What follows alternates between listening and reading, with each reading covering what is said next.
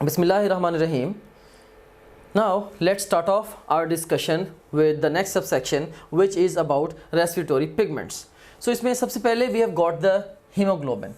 Let's construct a flow sheet which would give you a very good understanding about the hemoglobin. एक hemoglobin molecule basically ये 4 haem particle से बना होता है. एक हीमोग्लोबिन मॉलिक्यूल में 4 हीम पार्टिकल्स होते हैं और 4 ही इसके अंदर ग्लोबिन चेन्स होती हैं.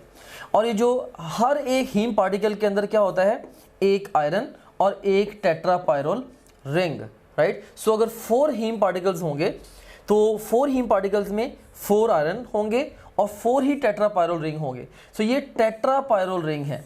अगर आपसे पायरोल रिंग्स का पूछा जाए, चूंकि एक टेट्रापायरोल रिंग में 4 पायरोल रिंग्स होते हैं, so 4 multiplied by 4 is equal to 16. So अगर एक हीमोग्लोबिन मॉलिक्यूल में आपसे ये पूछा जाए कि उसके अंदर हीम पार्टिकल्स कितने हैं, आंसर इज 4. अगर एक हीमोग्लोबिन मॉलिक्यूल में आयरन पूछे जाए कितने हैं आयरन पार्टिकल्स, वो भी 4. किस फॉर्म में है, फेरस की फॉर्म में. टेट्रापायरोल रिंग्स एक हीमोग्लोबिन मॉलिक्यूल में कितने हैं, 4. पायरोल रिंग्स एक हीमोग्लोबिन मॉलिक्यूल में कितने हैं, 16.